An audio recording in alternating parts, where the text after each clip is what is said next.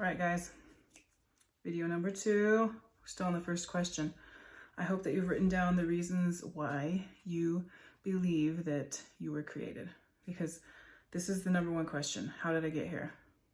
If you haven't come to the conclusion that you were created, then I would contemplate it a little bit more. Listen to the Daily Dose of Wisdom videos. You can go to his channel and look, and there's some really intelligent people that I think will be able to help you understand. Because I am 100% sure.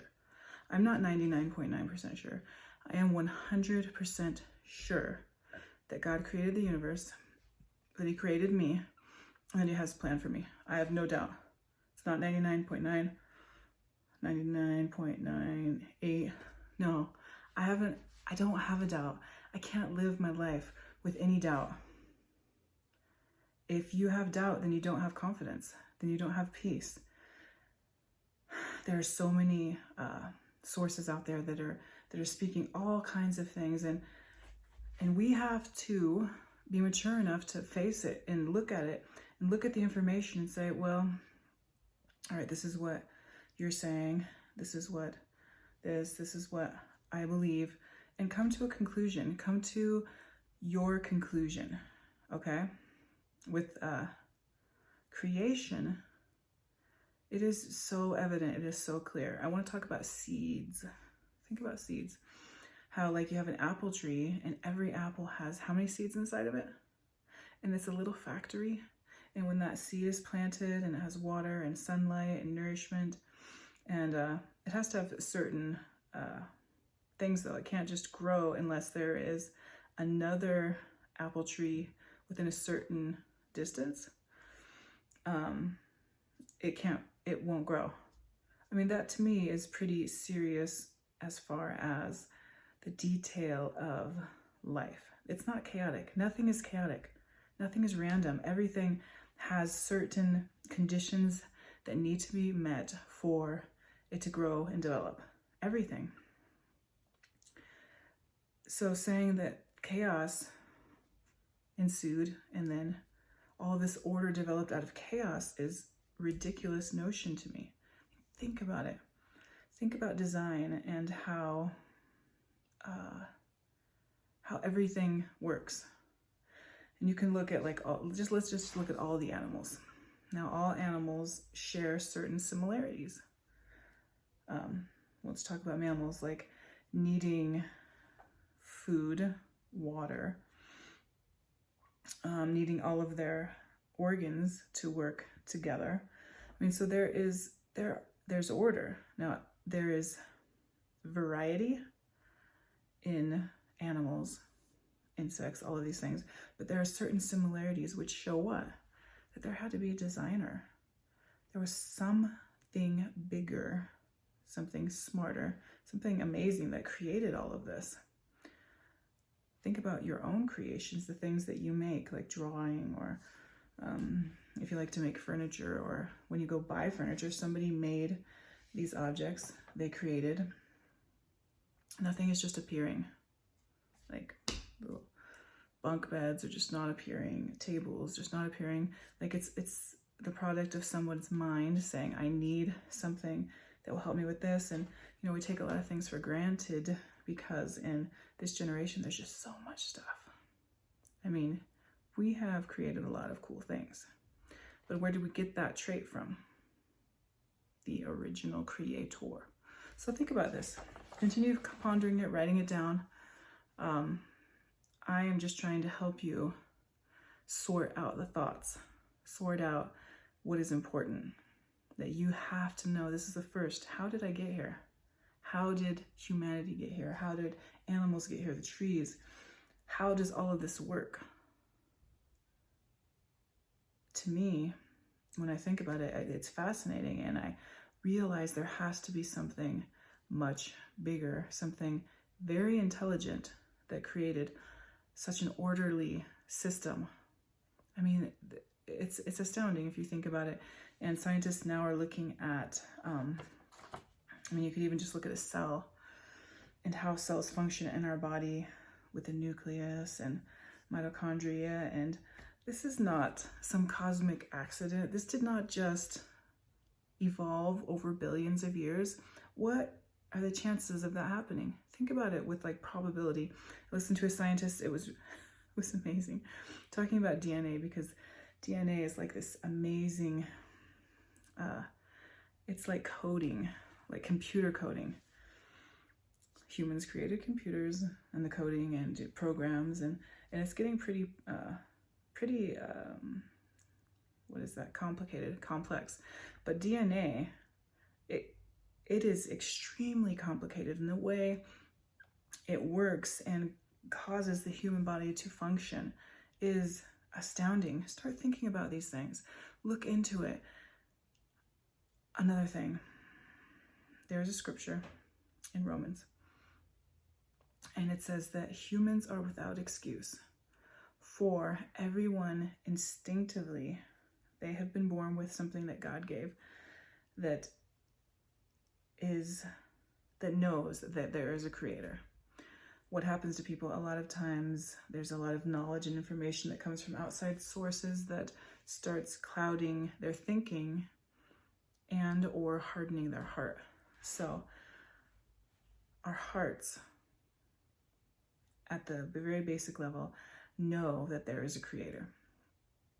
Now you're probably feeling that inside, like, yeah, I know there has to be a creator, but maybe you haven't answered the questions of how you get to know him, and if he's good, those kinds of things that we will talk about later. But there should be something in you that just, it burns inside of you. Yes, I know there's a creator.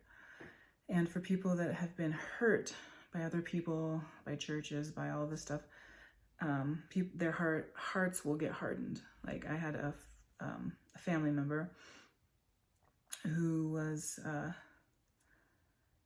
saved from Nazi concentration camps, and he, is of Jewish descent, and he became,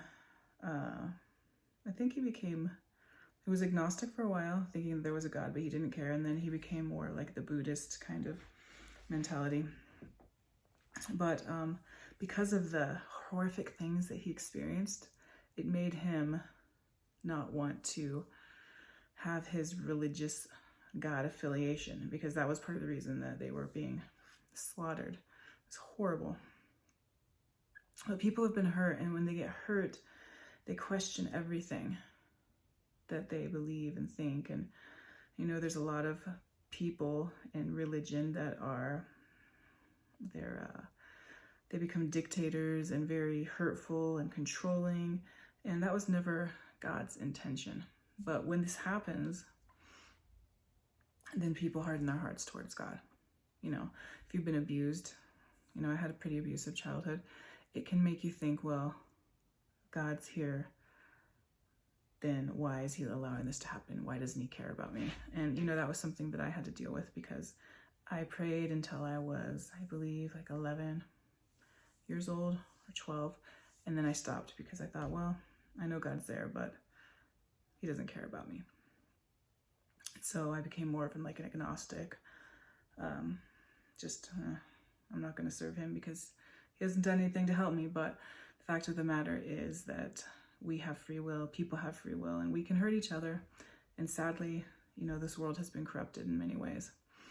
But the question right now I want you to ask is, do you have the feeling inside, like the knowing, like there has to be a God? Like I said, the scripture says that we were without excuse. So when we all die one day, when we stand before God, he's not going to accept the excuse of, well, people were mean to me, or I never thought about it, or, I was just too busy.